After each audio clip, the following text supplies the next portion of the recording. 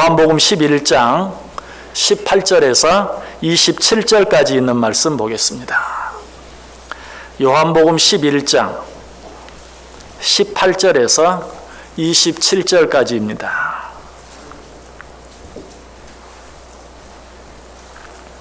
요한복음 11장 18절에서 27절 한 절씩 교독합니다.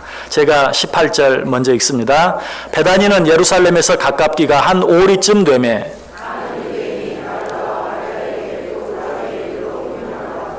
마르다는 예수께서 오신다는 말을 듣고 곧 나가 맞이하되 마리아는 집에 앉았더라.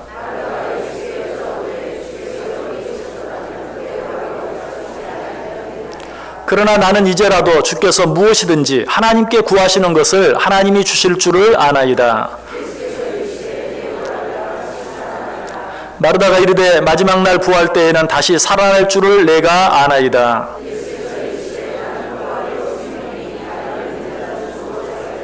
무릇 살아서 나를 믿는 자는 영원히 죽지 아니하리니 이것을 내가 믿느냐.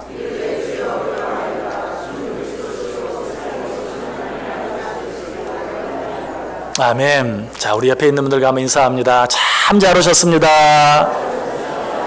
큰 은혜 받으시기 바랍니다. 여러분 오늘도 정말 잘 오셨습니다. 하나님의 큰 은혜가 여러분 모두 위에 넘치시기를 주님의 이름으로 간절히 축원합니다. 자, 오늘 본문에 마르다와 마리아 두 자매가 등장합니다. 이 마르다와 마리아에 대해서는 우리가 아주 익숙합니다. 왜냐하면 우리 교회에 마르다 예전도회가 있고 마리아 예전도회가 있는데 주일 오후 예배 때마다 이렇게 헌신 예배를 드리기 때문에 적어도 1년에 2번씩 마르다에 대해서 또 마리아에 대해서 늘 생각해 오기 때문에 이 말씀이 아주 익숙하고 마르다 하면 떠오르는 생각이 있고 마리아 하면 떠오르는 생각이 있습니다. 그럼에도 불구하고 이 말씀을 또 한 번 오늘 이렇게 요한복음을 진행하는 중에 한 번 더 생각하는 이유는 주일 오후 예배는 절대로 안 나오시는 분들을 위해서 주일 우리 청년들 이 예배는 나오면서도 청년 예배는 안 나오시는 우리 청년들이 있는 것처럼 주일 1부, 2부 예배는 참 열심히 잘 나오시는데 오후 예배는 자기와 전혀 상관없는 것처럼 절대로 안 나오시는 분들이 참 많이 있어요. 그런 분들을 위해서 뿐만 아니라 마르다는 마르다대로 우리가 생각을 해보고 또 마리아는 마리아대로 생각을 해보았는데 오늘은 이 마르다와 마리아를 함께 생각해 보면서 서로 은혜 받기를 원합니다. 여러분 마르다, 마리아 하면 어떤 말씀이 제일 먼저 생각이 나십니까? 누가복음 10장에 있는 말씀, 예수님이 베다니에 오셨을 때 마르다가 그 예수님을 영접하여 자기 집에 드리고 음식을 정성껏 준비해서 접대하다가 자기는 너무나 바쁘게 일하는데 자기를 돕지 않는 동생 마리아로 인해서 불평하다가 예수님께 책망을 받죠. 그때 예수님이 뭐라고 말해요? 네가 한두 가지 일만 해도 족하다. 네가 너무 많은 일을 하려고 하다가 그렇게 불평하는 것은 좋지 않다라고 책망을 듣죠. 그러나 마리아는 어때요? 예수님 발 앞에 앉아서 말씀을 듣죠. 그때 예수님이 그를 칭찬합니다. 네가 좋은 것을 택하였으니 빼앗기지 아니할 것이다. 이 말씀이 제일 먼저 생각이 나고 이 말씀을 통해서 우리가 받는 교훈이 무엇이죠? 너희가 혹시라도 봉사하다가 누구 접대하다가 하나님의 말씀 듣는 일에 손해나면 안 된다 라는 그런 교훈을 제일 먼저 받게 돼요. 맞습니다. 우리가 어떤 일 때문에라도 하나님의 말씀 듣는 일에 손해 나서는 안 돼요. 항상 어떤 일에 있어서 우선순위를 분명히 할 수 있어야 돼요.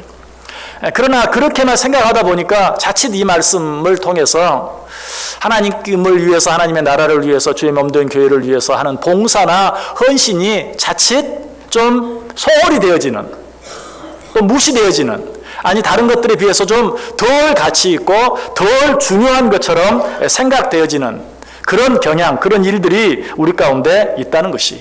그러나 이것은 잘못된 것이죠.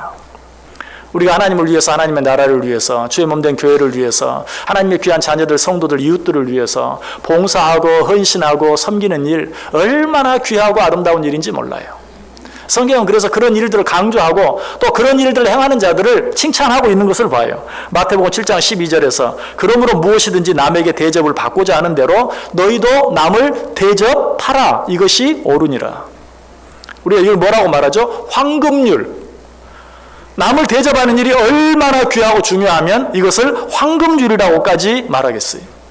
로마서 12장 11절 이하에도 부지런하여 게으르지 말고 열심을 품고 주를 섬기라. 소망 중에 즐거워하며 환난 중에 힘쓰며 기도에 항상 힘쓰며 성도들의 쓸 것을 공급하며 손 대접하기를 힘쓰라. 하나님께서 우리에게 붙여준 성도들, 이웃들을 위해서 정말 그들을 대접하기를 위해서 힘쓰고 그들의 쓸 것을 공급하는 이런 일들이 얼마나 귀하고 아름다우냐. 너희는 이런 일들을 위해서 힘쓰라. 히브리서 13장 1절 2절에도 형제 사랑하기를 계속하고 손님 대접하기를 잊지 말라. 이로써 부지 중에 천사를 대접한 이들이 있느니라. 성도를 섬기고 손님을 대접하다가 부지 중에 자기도 알지 못하는 사이에 천사를 대접하는, 엄밀하게 말하면 하나님을 대접하는 그런 일들을 경험한 자들이 얼마나 많이 있느냐. 이 말은 예수님께서 하신 말씀과 동일하죠. 지극히 적은 소자 하나에게 한 것이 곧 나에게 한 것이다. 그러므로 우리는 누군가를 대접하고 누군가를 공개하고 그들의 쓸 것을 제공하고 돌아봐 주는 일, 이 일 얼마나 귀하고 아름다운 일인지 몰라요. 오늘 마르다는 이런 일에 있어서만큼은 둘째가라면 서러운, 정말 누구보다도 그런 일들을 위해서 애쓰고 누구보다도 먼저 그런 일들을 기쁨으로 감당했던 사람이에요. 20절 다시 보세요. 마르다는 예수께서 오신다는 말을 듣고 곧 나가 맞이하되. 그리고 요한복음 12장 1절 2절에도 오늘 본문 뒤에 있는 요한복음 12장 1절 2절에도 6월절 엿새 전에 예수께서 베다니에 이르시니 이곳은 예수께서 죽은 자 가운데서 살리신 나사로가 있는 곳이라. 거기서 예수를 위하여 잔치할세. 마르다는 일을 하고 나사로는 예수와 함께 앉은 자 중에 있더라. 자, 누가복음 10장에서 그리고 오늘 보면 요한복음 11장에서 그리고 요한복음 12장에서 마르다가 언급이 되는데 모두 어때요?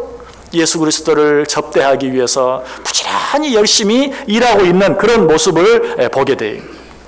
우리는 이 모습을 통해서 마르다가 어떤 사람인가 하는 거 금방 알게 되죠. 정말 손 대접하기를 기뻐하고 좋아하고 누구보다도 몸으로 봉사하고 섬기고 수고하는 이런 일들을 자원해서 감당하는 그런 사람이었던 것을 보게 돼요. 자, 그런데 마리아는 어떻습니까? 우리가 너무나 잘 아는 것처럼 마르다는 나오는 곳마다 일을 하고 있는 모습으로 나오는 것처럼 마리아는 나오는 곳마다 자리에 앉아 있어요. 예수님 앞에 앉아 있어요. 무리들과 함께 앉아 있어요. 나사로 옆에 앉아 있어요. 마리아는 좀 행동하는 일에 있어서만큼은 마르다보다는 좀 못한, 몸으로 하는 일에 있어서는 마르다보다 훨씬 좀 굼뜬 그런 사람이다 하는 것을 알게 돼요. 자, 제가 왜 오늘 이런 말씀을 드립니까? 그저 마르다와 마리아를 서로 비교해 보기 위해서, 그래서 마르다는 어떻고 마리아는 어떻고 하는 것을 이야기하기 위해서 이런 말씀을 드리는 게 아니에요. 오늘 이 말씀을 드리는 가장 중요한 첫 번째 이유는 사람은 다 다르다는 거예요. 마르다는 여러분이 생각하는 것과 같은 그런 마르다다운 모습이 있어요. 마리아는 또 역시 여러분들이 마리아 하면 떠오르는 것처럼 마리아다운 모습이 있어요. 사람은 다 달라요. 오늘 성경은 뭐 마르다는 잘못했다, 마리아는 잘했다 그렇게 말하지 않아요. 또 마리아는 잘했다, 마르다는 잘못했다 그렇게 말하지도 않아요. 우리는 먼저 이 사실을 통해서 이들은 서로 다른, 처음부터 뭔가 좀 다른 자들이었다는, 이들뿐만이 아니 성경에 나타난 여러분들이 다 존경하는 그리고 본받기를 원하는 위대한 믿음의 사람들을 쭉 열거해 보아도 마찬가지 다 달라요. 하나면 하나, 둘, 셋, 열이면 열, 다 달라요. 모두가 각자 나름대로의 어떤 특별한 모습들이 있는 것이. 우리는 먼저 그래서 어떤 사람들을 대할 때 이 사람이 어떤 사람인가, 저 사람이 어떤 사람인가, 그리고 이 사람과 저 사람을 서로 비교해 보려고 하고 비판하려고 하는 그런 태도보다는 그 사람 자신의 모습 그대로를 먼저 받아들여 줄 수 있어야 돼요. 하나님께서 우리를 창조하실 때 이 세상에 수십억 인구를 만드실 때도 단 한 사람도 똑같이 만들지 않았어요. 쌍둥이라 할지라도 달라요. 저는 아주 친한 쌍둥이 친구가 하나 있는데 그 친구를 처음 만났을 때 정말 한 1년 동안은 도대체 구별이 안 돼요. 그래서 형인 줄 알고 부르면 동생이고 동생인 줄 알고 부르면 형이고 그랬어요. 그런데 한 1년 사귀고 나니까요 확실하게 구별이 될 뿐만 아니라 둘이 너무 달라요. 둘이 똑같다고 말하는 사람들이 이해가 안 되더라고요. 딱 보면 알아요. 얼른 처음 보는 사람은 똑같이 보여도 달라요. 너무나 달라요. 하물며 우리들 어때요? 열이면 열, 백이면 백. 우리 모두가 다 달라요. 하나님께서 그렇게 창조했어요. 그러므로 어떻게 보면 가만히 앉아서 하나님의 말씀을 읽고 듣고 묵상하는 일을 남보다 더 잘하는 좀 정적인 그런 사람도 있고, 어쩔 때는 좀 몸으로 움직이고 몸으로 행하는 일들을 남보다 더 빨리 나서서 잘하는 좀 동적인 그런 사람도 있을 수 있는 것이. 그러나 물론 난 이런 사람이야 하는 것으로 그냥 핑계를 삼으면 안 되겠죠. 내가 좀 더 부족하고 약한 부분들을 채워나가기 위해서 피차간에 좀 더 애쓰면 더 좋은 모습이 되겠죠. 그러나 다른 사람을 볼 때는 어떤 그 사람이 가진 그 독특한 모습들을 보고 인정해 줄 수 있어야 된다. 다르다는 것은 절대로 잘못된 것이 아니에요. 다르다는 것이 절대로 틀린 것이 아니죠. 사실은 다르기 때문에 아름다울 수 있는 거예요. 가장 좋은 예가 우리들의 손이. 여러분, 제 손이 예쁩니까? 왜 대답이 없습니까? 예쁩니까? 예, 멀리서 봐서 그렇지 가까이서 보면 꽤 예쁩니다. 그런데 이 손이 예쁘게 보이는 이유가 뭡니까? 손가락 5개가 굵기도 다 틀리고 길이도 다 다르니까 예쁜 거예요. 이 손이 5손가락 다 엄지손가락같이 굵다든지, 길이가 다 가운데 손가락만큼 길다든지, 어느 새끼손가락처럼 짧다든지, 그러면 어때요? 얼마나 보기가 싫겠어요. 이 손이 아름답게 보이는 이유는 굵기도 다르고 길이도 다르고 다 다르기 때문에. 여러분 혹시 집에서 무슨 일 하시면서 압정 박아보신 적 있어요? 자, 압정을 바를 때는 어떤 손가락 쓰시죠? 엄지손가락으로 꾹 누르면 웬만한 나무 같은 데는 쑥 들어갑니다. 그런데 아무리 무른 나무라도요, 여러분 깨끼 손가락으로 압정 박아보세요. 들어가나? 절대로 안 들어가요. 엄지손가락으로만 가능한 일이. 여러분 그렇다고 또 굵은 손가락만 있으면 됩니까? 굵고 힘든 손가락만 있으면 됩니까? 가느다란 새끼손가락도 필요하죠? 어디에 필요하다고는 제가 말씀을 안 드릴게요. 그 손가락이 없으면 정말 미치고 환장할 때가 있어요. 이처럼 모든 손가락은 다 그 굵기에 따라서 길이에 따라서 할 일이 다르고 전부 달라야 돼요. 그래야만 아름다운 손이 되고 어떤 아름다운 일들을 해 나갈 수 있는 것이. 하나님은 우리를 그렇게 만들었어요. 성경을 통해서 확인해 볼게요. 로마서 12장 6절 이하에 우리에게 주신 은혜대로 받은 은사가 각각 다르니 혹 예언이면 믿음의 분수대로, 혹 섬기는 일이면 섬기는 일로, 혹 가르치는 자면 가르치는 일로, 혹 위로하는 자면 위로하는 일로, 구제하는 자는 성실함으로, 다스리는 자는 부지런함으로, 긍휼을 베푸는 자는 즐거움으로 할 것이니라. 각자에게 주어진 역할이 다르고 그리고 각자에게 주어진 능력이 다르다. 너희들에게 주어진 그 능력대로 은사대로 맡겨진 일들의 최선을 다하라. 우리 성경을 한 구절만 더 찾아보도록 하겠습니다. 소위 은사장이라고 말하는 고린도전서 12장 한번 펴보시기 바랍니다. 신약성경 278페이지에 있어요. 고린도전서 12장 17절에서 27절까지 있는 말씀. 고린도전서 12장 17절에서 27절까지. 다시 한번 교독합니다. 고린도전서 12장 17절에서 27절. 제가 17절 먼저 읽습니다. 만일 온 몸이 눈이면 듣는 곳은 어디며 온 몸이 듣는 곳이면 냄새 맡는 곳은 어디냐?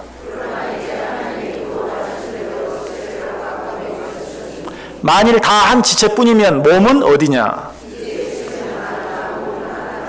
눈이 손더러 내가 너를 쓸 데가 없다 하거나 또한 머리가 발더러 내가 너를 쓸 데가 없다 하지 못하리라. 우리가 몸에 덜 귀히 여기는 그것들을 더욱 귀한 것들로 입혀주며 우리 아름답지 못한 지체는 더욱 아름다운 것을 얻느니라. 그런즉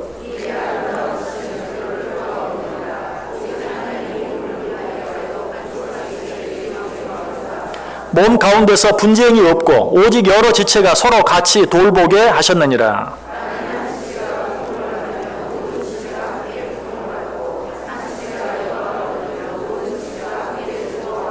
같이 읽습니다. 너희는 그리스도의 몸이요 지체의 각 부분이라. 아멘. 우리는 그리스도의 몸을 아름답게 이루어야 될 지체들이, 그 지체들은 그런데 어때요? 모양이 다르고 또 하는 역할이 다 다르다. 그 모든 것들이 서로 하나가 되어질 때, 서로의 다름을 인정하고 서로가 하나 되어질 때 비로소 온전하고 아름다운 몸을 이루게 된다라고 우리에게 말씀해 주고 있어요. 마르다와 마리아가 바로 그런 존재들이었어요. 서로 다른 자들이었어요. 그러나 그들에게는 정말 각자에게 너무나 귀하고 아름다운 부분들이 있었어요. 마르다는 정말 몸으로 섬기고 봉사하는 일들을 누구보다도 앞장서서 잘 감당할 수 있는 그런 은사. 그러나 마리아는 어때요? 하나님의 말씀을 귀하게 여기고 그 말씀을 즐거워하고 묵상하고 말씀 듣기를 좋아하는 또 그런 은사가 그에게 있었던 것을 우리가 보게 돼요. 여러분, 옆에 있는 사람들 나와 다르다는 것 때문에 손가락질하지 마세요. 미워하지 마세요.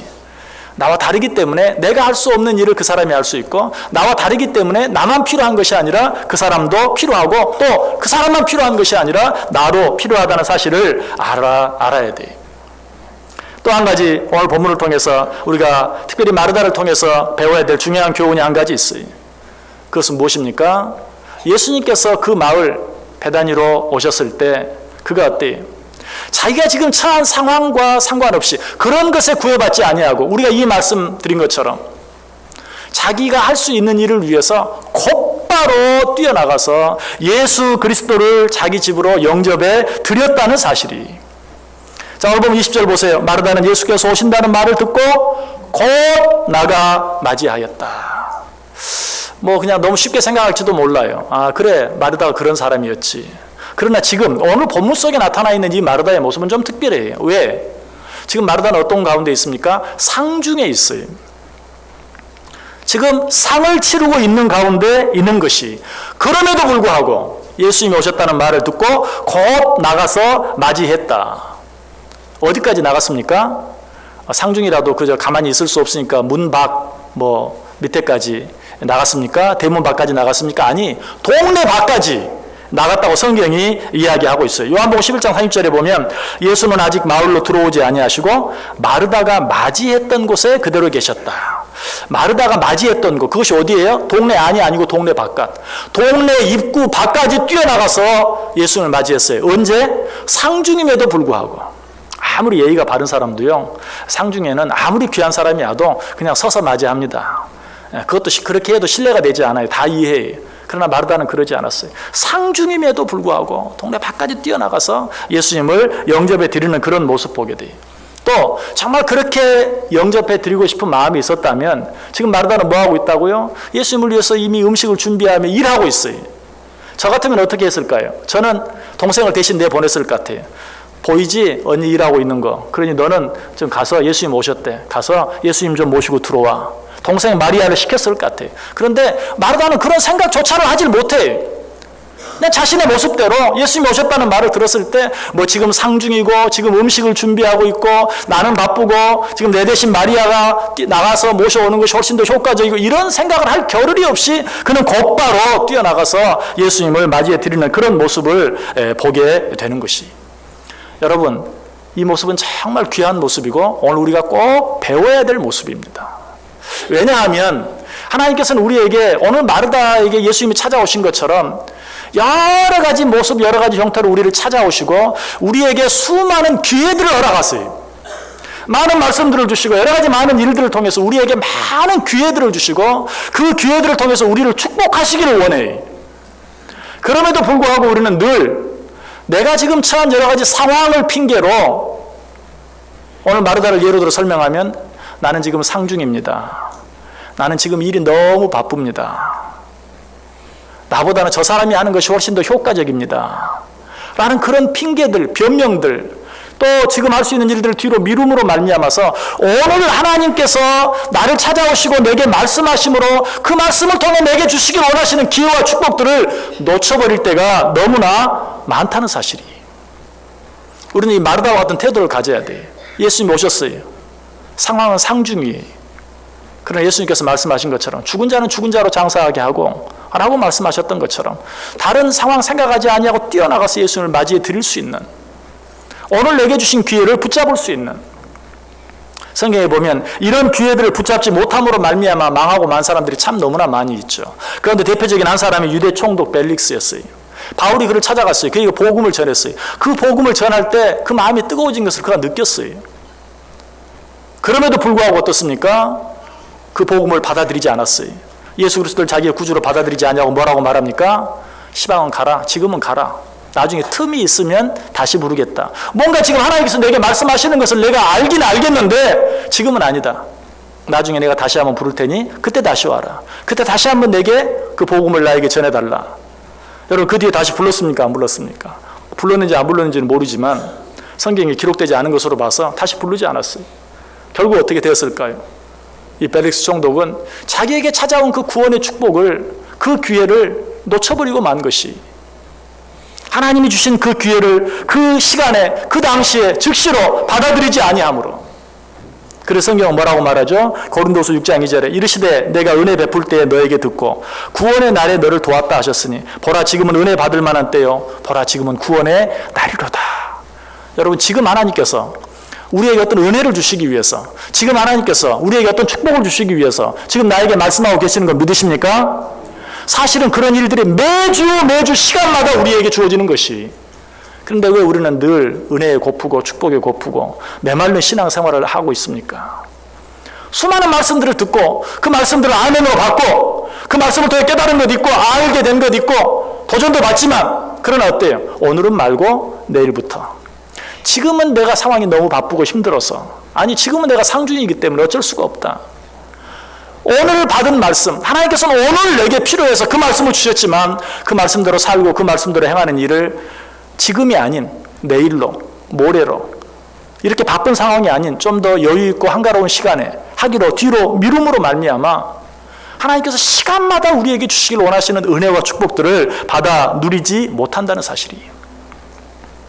그러나 성경은 벨릭스 총독 같은 사람만 있는 것이 아니, 그 기회들을 붙잡음으로 말미암아 놀라운 은혜와 축복들을 경험한 자들이 많이 있어요. 그 한 사람이 어떤 사람입니까? 12해를 혈루증으로 앓았던 여인. 그 여인은 예수님께 가면 병 고침을 받을 줄 알았어요. 그래서 예수님께 찾아갔어요. 그러나 어때요? 너무나 많은 사람들이 예수님을 가로막고 둘러싸고 있어서 예수님 앞으로 갈 수가 없었어요. 그래서 이 여인은 어떻게 합니까? 아, 오늘은 안 되겠구나, 내일 다시 오자 하고 돌아갔습니까? 그러지 않아요. 누가복음 8장 44절에 예수의 뒤로 와서 그의 옷가에 손을 대니 혈루증이 즉시 그쳤더라. 예수님 앞에 수많은 사람들이 운집해 있는 것을 보고 오늘은 안 되겠구나, 내일 하자, 그렇게 생각하지 않냐고 예수님 뒤로 가서, 예수님 뒤로 가서도 예수님 얼굴을 본다든지 손을 만진다든지 불가능했어요. 그냥 예수님 발밑에 그 옷깃 하나 만져봄으로 내가 오늘 지금 할 수 있는 일 한 거예요.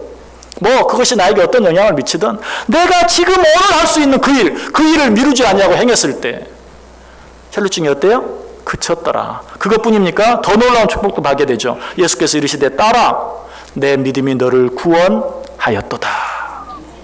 오늘 할 수 있는 일을 지금 내가 여기서 행할 때 육신의 축복뿐만 아니라 영적인 놀라운 구원의 축복까지 함께 받아 누리는 것을 보게 돼요. 또 한 사람 생각해 볼 수 있죠. 누구죠? 중풍병자를 메고 왔던 친구들. 한 중풍병자가 있었어요. 이 중풍병자는 스스로 걸을 수도 없기 때문에 주변의 사람들이 그를 들것에 들고 예수님께 나아왔어요. 그런데 상황이 똑같았어요. 사람들이 너무나 많이 예수님을 둘러싸고 있어요. 내가 내 발로 예수님 앞에 가는 것도 불가능한데 들것에 환자를 실어서 예수님 앞에 간다는 것은 더더욱 불가능했어요. 그래서 그들도 역시 오늘은 안 되겠다, 좀 시간이 지나가면 사람들이 줄겠지, 그때나 하고 돌아섰습니까? 아니, 그 길로 지붕에 올라가서 지붕을 뚫고 그 들것을 예수님 앞으로 달아 내렸다라고 이야기하고 있어요. 그때 어떤 일이 일어납니까? 예수께서 그들의 믿음을 보시고 중풍병자에게 이르시되 작은 자야, 내 죄사함을 받았느니라. 육신의 질병에서 노임을 받는 것과 동시에 죄사함을 받는, 역시 구원의 축복을 받는 그런 놀라운 모습을 우리가 보게 돼요. 이런 은혜, 이런 축복들이 누구에게 주어진다고요? 오늘 우리에게 말씀하시는 그 하나님의 말씀 앞에서 오늘 내가 할 수 있는 일을 지금 여기에서 행하는 자들에게 주어진다는 것이. 왜 우리는 자꾸 내일 합니까? 이사야 55장 6절에 말합니다. 너희는 여호와를 만날 만한 때에 찾으라. 가까이 계실 때에 그를 부르라. 내일은 없어요. 여러 번 말씀드렸어요. 내일은 마귀의 날이에요. 우리가 개념적으로는 내일이 있죠. 표현으로는 내일이라고 말할 수 있어요. 그러나 여러분, 내일을 만나보신 분이 있습니까? 내일은 만날 수 있는 날이 아니에요. 늘 우리에게는 오늘만 있어요. 오늘을 살지 못하면 하나님께서 오늘 우리에게 주시는 그 은혜들의 축복들을 받아 누릴 수 없다는 것이. 세계 무역센터 부총재였던 이희돈 장로님 간증을 여러분들 한두 번쯤은 들어보셨을 거예요. 그분이 9.11 사태 때 출근하기 위해서 세계 무역센터를 향해 가고 있었어요. 출근하면서 차 안에서 비행기가 무역센터 한 건물을 들이받는 것을 보았어요. 그는 그 자리에 즉시 자리를 돌이켜서 그 자리에서 나와서 맨하탄을 빠져나왔어요. 그리고 이 맨하탄을 빠져나오다 보면 뉴욕 쪽으로 다리도 많고 또 해저 터널도 여러 개 있는데 그 해저 터널을 지나면 사람들에게 소리쳤어요. 세계 무역센터가 지금 무너지고 있다. 그런데 사람들은 물론 뭐 너무나 갑작스럽고 당혹스러워서 어안이 벙벙했기도 하겠지만 그 사람들을 오히려 무시하고 미친 척하면서 아무도 그 말을 듣지 않고 계속해서 맨하탄으로 들어가는 거예요. 세계 무역센터 안으로 들어가는 거예요. 이기돈 총재의 말을 듣고 살 수도 있던 사람들이 무시하고 그대로 들어감으로 말미암아 아마 죽은 사람들은 많이 있을 거예요. 그것뿐만이 아니 이 두 쌍둥이 빌딩이었죠. 그 빌딩 가운데 비행기가 하나 그 빌딩을 들이받았어요. 그때 또 다른 빌딩에 있던 사람들이 비행기가 그 빌딩을 들이받는 것을 목격했어요. 수많은 사람들이 목격했어요. 그러면서도 저게 무슨 일이지 하고 그 일 바라보고 있다가 두 번째 비행기가 두 번째 빌딩에 부딪히고 그 빌딩까지 함께 무너져 내리는, 첫 번째 빌딩에서는 어쩔 수 없었다 할지라도 두 번째 빌딩은 그래도 훨씬 더 피할 수 있는 시간이 기회가 많았음에도 불구하고 가만히 보고 있다가 실제로 피해를 입은 사람, 죽은 사람은 두 번째 빌딩에서 훨씬 더 많은 사람들이 죽었다는 것이. 왜 그렇죠? 우리에게 주어진 어떤 기회를 바라보고 있기 때문에, 설마 하고 기다리고만 있기 때문에, 지금 하나님께서 나에게 주신 그 기회를 놓치고 만다는 것이, 지금 하나님께서 우리에게 주시기를 원하시는 그 은혜와 축복들을 받지 못할 때가 너무나 많다는 것이 오늘밖에 없어요. 오늘 해야 돼. 야고보서 4장 13절 14절 뭐라고 말합니까? 들으라 너희 중에 말하기를 오늘이나 내일이나 우리가 아무 도시에 가서 거기서 1년을 유하며 장사하여 일을 벌이려 하는 자들아, 내일 일을 너희가 알지 못하는도다. 너희 생명이 무엇이뇨? 너희는 잠깐 보이다가 없어지는 안개니라. 내일 일은 너희는 모른다. 이 말이 무슨 말? 내일은 없다. 오늘이 있을 뿐이다. 왜 오늘 해야 할 일을 내일로 미루느냐? 왜 여기서 해야 할 일을 다음에 하겠다고 말하느냐? 라고 우리를 책망하고 있는 것이. 여러분, 우리들의 삶의 모습을 한번 보세요. 우리 그리스도인들은 영원이라는 말을 참 좋아합니다. 영원히 우리를 사랑하시고 영원히 우리를 축복하시고 영원히 우리를 구원하시는, 여러분, 그러나 그 영원이 지금이 없이는 영원도 없는 거예요. 그 영혼은 언제부터? 지금부터 시작할 때만 영혼이 있어요. 천리길도 한 걸음부터. 첫 걸음이 없이 천리길이 있을 수 없어요. 우리는 영원한 시간, 영원한 하나님의 나라, 영원한 하나님의 축복. 그래서 우리에게 그저 기회가 많은 것으로 생각하고 지금 이 순간 오늘을 무시하며 살 때가 많은데, 오늘 지금 이 순간이 없이는 절대로 영원한 시간은 없다는 것이. 모세는 이 사실을 알았어요. 그래서 하나님, 나로 하여금 평생토록 기쁘게 즐겁게 해주옵소서. 우리가 늘 자주 드리는 기도죠. 그런데 모세는 이 기도를 드리면서 이렇게 기도해요. 아침에 주의 인자하심이 우리를 만족하게 하사 우리를 일생 동안 즐겁고 기쁘게 하소서. 오늘 이 아침, 오늘 이 시간 나를 기쁘고 즐겁게 하사 내 일생 전체가 기쁘고 즐겁게 해주옵소서. 오늘 이 시간이 기쁘고 즐겁지 아니하면, 오늘 이 시간 하나님께서 내게 주신 은혜를 받지 아니하면 우리는 절대로 그 은혜를 받아 누리며 살 수 없다는 것이. 시편 131편 기자는 이 사실을 알았어요. 그래서 이스라엘 백성들에게 이렇게 권면합니다. 이스라엘아, 지금부터 영원까지 여호와를 바랄지어다. 언제부터? 지금부터 영원까지. 다른 사람을 향해서만 그렇게 말하지 않아요. 이 시편 기자는 자기 자신을 향해서도 시편 115편 18절에서 우리는 이제부터 영원까지 여호와를 송축할지로다. 이제부터. 여러분, 하기를 원하는 일이 있습니까? 여러분, 해야 할 일이 있습니까? 아니, 내가 할 수 있는 일이 있습니까? 언제부터? 지금부터. 오늘부터. 그리고 여기에서부터 할 수 있어야 돼요. 여러분, 우리가 주님이 주신 은혜와 축복을 누리며 살지 못하는 이유가 내가 성경을 많이 몰라서가 아니, 내 믿음이 너무 부족해서가 아니, 내가 알고 있는 것이 지극히 작은 것이라 할지라도, 내가 알고 있는 것이 한두 가지밖에 안 된다 할지라도 그것을 알고 행하면 오늘 나는 기쁨을 누릴 수 있는 거예요. 그러나 그것을 알지 못하기 때문에, 그것을 행하지 않기 때문에 그 기쁨과 그 행복을 누리지 못하며 살고 있다는 것이. 내가 오늘 할 일을 내일로 미룸으로 말미암아서 오늘 누릴 수 있고 오늘 즐길 수 있는 은혜와 축복도 내일로 함께 미뤄지고 마는 것이. 여러분, 우리가 어떻게 살아야 하겠습니까? 오늘 할 일을 오늘 할 수 있어야 돼요. 오늘 마르다가 처한 상황처럼 내 지금 상황이 상중인 것과 같이 제 아무리 다급한 일이라 할지라도 믿음 안에서 오늘 해야 할 일은 오늘 할 수 있어야 돼요. 또 오늘 마르다처럼 제 아무리 내 할 일이 많아서 너무 바쁘고 정신이 없다 할지라도 그럼에도 불구하고 지금 오늘 여기서 해야 할 그 일은 해야 해. 핑계하면 안 돼. 자, 마르다는 이 일로 인하여 어떤 축복을 받았습니까? 이렇게 여러분, 우리는 그냥 마르다는 정신없이 일만 했다고 생각하는데 이렇게 일하고 있는 중에 예수님께서 그에게 뭐라고 말해요? 예수님과 대화하고 있죠, 계속. 마르다가 뭐라고 말했어요? 예수님이 좀 더 일찍 오셨으면 우리 오라비가 죽지 아니하였을 텐데. 그러자 예수님이 뭐라고 말합니까? 예수께서 이르시되 내 오라비가 다시 살리라. 처음에는 그 말을 잘 이해하지 못했어요. 그래서 마지막 날에는 다시 살 줄 믿습니다. 그래서 예수님이 뭐 됐다 그러고 지나갑니까? 또 얘기합니다. 예수께서 이르시되 나는 부활이요 생명이니 나를 믿는 자는 죽어도 살겠고 무릇 살아서 나를 믿는 자는 영원히 죽지 아니하리니 이것을 내가 믿느냐. 지금 예수님께서 마르다에게 뭘 가르쳐줘요? 부활의 진리, 부활의 소망, 부활의 능력에 대해서 지금 마르다에게 말씀해 주고 있어요.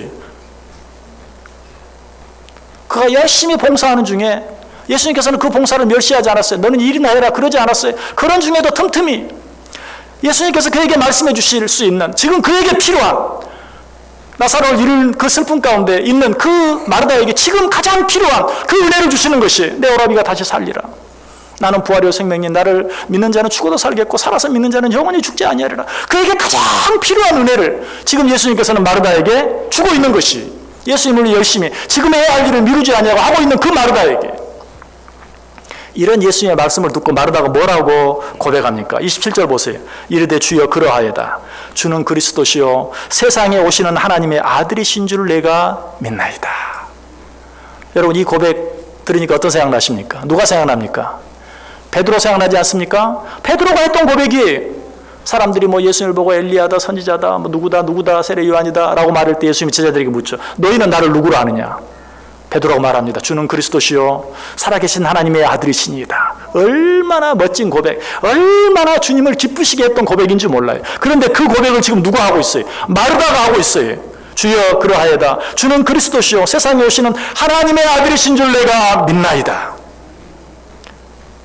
오늘 예수님께서 마르다에게 칭찬하신 내용은 나오지 않지만 베드로가 그 고백을 했을 때 예수님이 베드로를 어떻게 칭찬했습니까? 바요나 시몬아 네가 복이 있도다. 네가 한 그 신앙 고백 위에 내 교회를 세우겠다. 얼마나 놀랍게 칭찬합니까? 오늘 동일한 칭찬이 마르다에게 주어진 것이, 열심히 주를 위해 봉사하고 수고하고 애쓰고 헌신한 마르다에게 그 칭찬이 주어졌을 것이 분명해요. 아니 이미 주어진 것이. 지금 마르다는 모든 슬픔을 잊었잖아요. 나사로로 인해서 너무나 마음이 슬퍼요. 그런데 말해 네 오라비가 다시 살리라. 주를 믿는 자는 죽어도 살겠고 살아서 믿는 자는 영원히 살 것이다. 네가 이것을 믿느냐? 주여 그러하여다. 주는 그리스도시요 살아계신 하나님의 아들이십니다. 당신께서 행하지 못할 일이 무엇이 있겠습니까? 그 모든 슬픔 가운데서, 그 모든 절망 가운데서 온전히 벗어나는 주님께서 지금 마르다에게 필요해서 주시기를 원하시는 그 은혜를 지금 자기가 처한 자리에서 자기가 할 수 있는 일을 위해 최선을 다하고 있는 마르다에게 주어진 것을 오늘 보게 돼요. 여러분 어떻게 신앙생활 하기를 원하세요? 지금 여러분의 상황이 어떻습니까? 마르다가 상중인 것처럼 정말 뭐 누구라도 다 이해할 만한, 뭐 누구에게 설명하지 않고 변명하지 않아도 누구라도 다 이해할 만큼 정말 정신이 없고 바쁘고 어려운 가운데 있습니까? 그럼에도 불구하고 오늘 내가 여기에서 할 수 있는 일을 하시기 바랍니다. 그렇게 함으로 하나님께서 오늘 이 시간 이 말씀을 통해 여러분에게 주시기를 원하시는 은혜와 축복을 받아 누리며 살아갈 수 있는 복된 자들 되시기를 주님의 이름으로 간절히 축원합니다. 기도하겠습니다. 하나님 감사합니다. 우리를 사랑하셔서 오늘 또 한 번 말씀해 주시니 감사합니다. 오늘 내가 지금 여기서 해야 할 일이 무엇인지 깨닫게 하시고 그 일을 감당함으로 주께서 오늘 지금 여기에서 내게 주시기를 원하시는 은혜와 축복을 받아 누리며 살게 해 주옵소서. 예수님의 이름으로 기도드리옵나이다. 아멘. 우리 다 자리에 일어나셔서 330장